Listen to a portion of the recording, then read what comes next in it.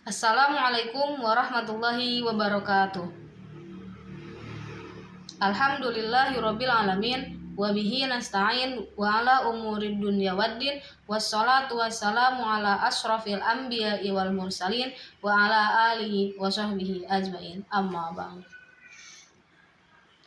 Perkenalkan kembali, nama saya Siti Mesaroh dengan NIM 221340032 dari kelas BKI 6A. Seperti biasa, dibuatnya video ini untuk memenuhi tugas learning journal pada mata kuliah Public Speaking dengan dosen pengampu Pak Adi Kusuma. Seperti biasa, pada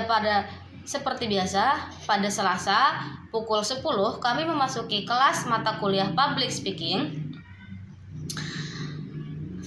Dan seperti biasa pula ditunjuknya 3 orang untuk melakukan public speaking selama 10 menit.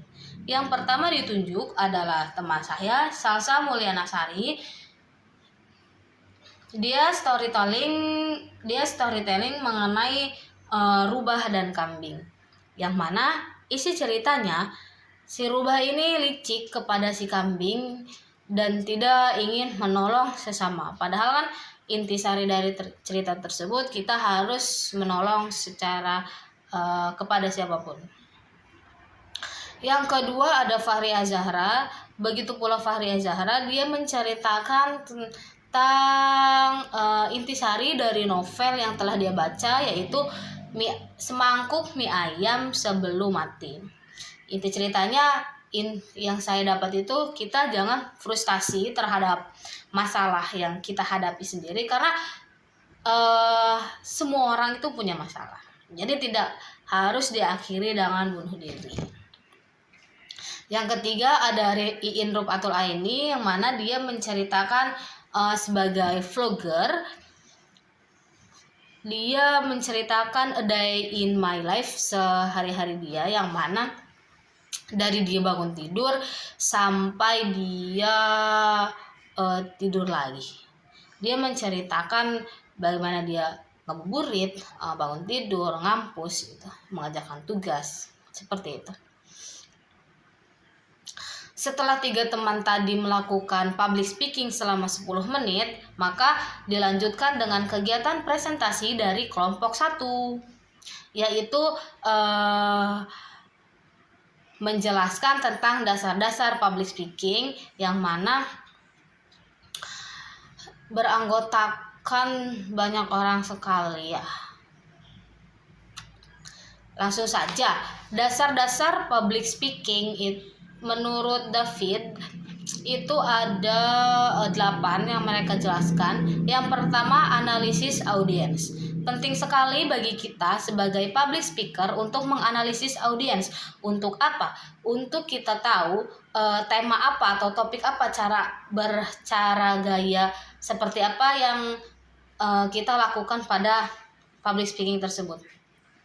Yang selanjutnya, struktur presentasi yang efektif. Tak dapat dipungkiri, struktur yang harus kita bahas itu menarik gitu. Isi harus menarik. Karena apa? Untuk mendapat perhatian dari partisipan itu sendiri. Yang selanjutnya, penggunaan bahasa yang efektif. Penggunaan bahasa yang efektif tentu penting, karena ketika audiens kita anak-anak, remaja, dewasa, orang tua, itu akan memiliki gaya bahasa yang berbeda, karena penalaran atau pemahaman mereka pun berbeda-beda. Seperti kalau ke anak-anak kita membutuhkan gaya bahasa yang ceria, mudah dipahami, ataupun seperti apa. Jadi kita harus bisa menggunakan bahasa yang efektif pada audiens tertentu. Selanjutnya, pengelolaan waktu, yang mana waktu itu penting. Untuk apa? Agar audiens tidak merasa bosan gitu. Bagaimana cara kita mengelola waktu agar mungkin ada selingan permainan ataupun apa. Selanjutnya, penggunaan bahasa tubuh. Bahasa tubuh agar kita tidak monoton ya. Masa public speaker diam aja.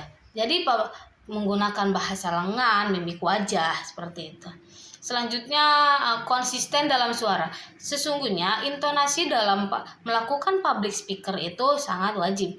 Karena apa? Kita harus menggunakan intonasi rendah, sedang, bahkan tinggi pun ketika memang harus digunakan itu perlu digunakan. Selanjutnya ada pemilihan visual. Seperti layaknya presentasi ya.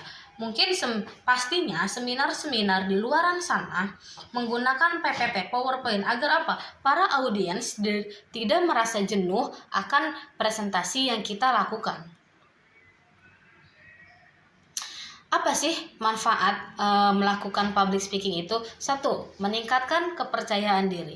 Tidak dapat dipungkiri bahwa public speaking itu bukan hal yang mudah, karena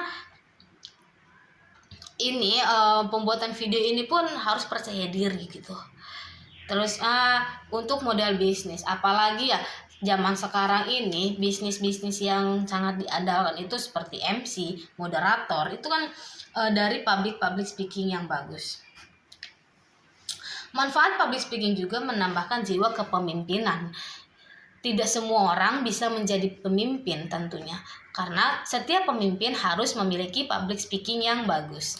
Terus meningkatkan kemampuan sosial. Kita manusia sosial melakukan komunikasi setiap hari. Karena apa? Kita makhluk sosial, melakukan sosialisasi dengan sesama. Manfaat public speaking juga itu adalah meningkatkan pengetahuan, ide, menyampaikan ide dengan lancar, karena tidak semua orang bisa melakukan atau menyampaikan ide-ide mereka tuh dengan baik gitu loh. Kan ada yang terbata-bata, mungkin seperti itu.